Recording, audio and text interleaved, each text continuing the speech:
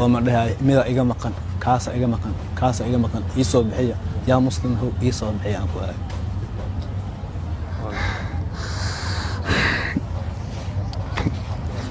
shan caruur ah uu dhalay Xasan Cabdullaahi ayaa halkan lagu aasay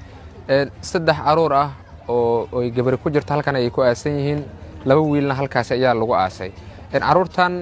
waxa ay ku geeriyoodeen roobabkii saacadihii la soo dhaafay ka da'ay magaalada Muqdisho gaar ahaan xaafadda Buluxubey aabaha dhalay caruurtan waxa uu ii sheegay in caruurta gurigii ay deganaayeen ee biyo u soo galeen isla markaana guri ku dhagan loo raray gurigii loo rarayna ay biyaha ugu daba tageen isla markaana halkaas ay ku geeriyoodeen sidoo kale wuxuu ii sheegay in caruurta isaga uu soo badbaadin waayay isla markaana uusan dabaal aqoon si la mid ahna ay u soo badbaadiyeen iyaga oo garaaw ah markii dambena ay geeriyoodeen dad meesha maray uma Soomaaliyeed oo meesha ka agdhaw dhalinyaro meesha ka agdhawaayeen musiibna asiibay oo fatahaad biyo ah waxaan deganaa meeshan Buluxubey oo warta u dhow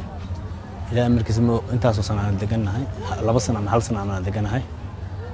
maanta mar walba biyaha soo way futaan Allah waa ka carar jirnay maanta biyaha soo futaan waa ka cararna ciyaalka meel kale aan geynay meeshii kale aan geynay ee biyo ugu daw tagay hadana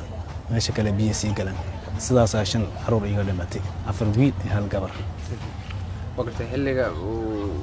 caruurta biyaha ay ku laaynayeen xageed adiga ku sugnayd aniga waan joogay gabadha aan qabay joogtay cilmiyan kala cararnay meel kale aan geynay haddana waxaan soo baxay oday anay ila dhalay aabihi ah oo xanuunsan asiga soo wada asnaanay asiga soo diiday xoogan ku soo wadnay sidii markaan soo laabanay cilmihii ciyaal waxa markay biyo halka u maraay qofka weyn biyo halka soo maraay meedkooda la soo aasnay sida meeska soo bixinayso waqti guriga markaas ay ku sugnaan gurigii hore oo degnadeena mise guri kale oo guriga aan ku degnay waa ka guuna biyaha ay soo galay mar walba ay soo galaan marka soo galaan biyaha waa ka baxnaa ciyaalkan kala baxnaa diriskan geysana diriskii aan geynay ay ugu galaan biyihii hadana macal dadkii deganaa wax dhan saasay ku meesha waa gartay marka adiga u tagay ilmihii meeda seed bulshada Soomaaliyeed ilmihii soo bixiyeen aan dabaal ma noqonin dada dabaal yaqaanay ciyaalka dhalinyarada dabaasha yaqaanaa galeen meeshii sidii lagu soo aruuray hoos salka laga soo qabtay waqti yaalo oo lagu keenay marka ilmiyo macnaha idin taagnaaba oo ma dhahay mida iga maqan kaasa iga maqan isoo bixiya yaa muslim hu isoo bixiya aan ku arag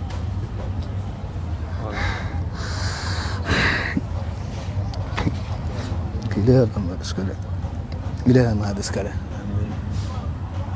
إنا لله وإنا إليه راجعون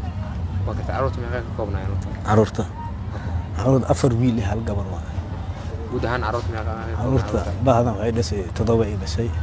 ما اللي عيد شيء لو قبل أفر ويلي هاي هالقبر أي نول وبيها لك صار لح بحي أي نول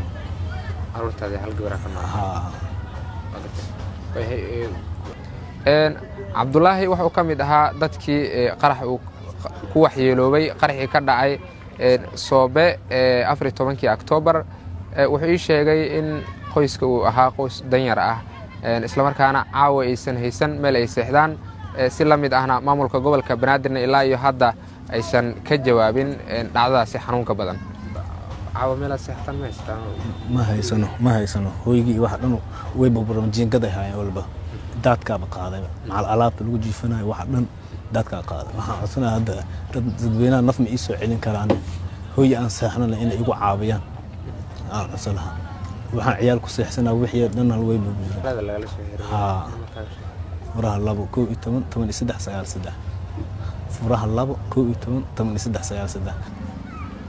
Ismaaciil Aadan Bariis telefishinka Soomaali Cable magaalada Muqdisho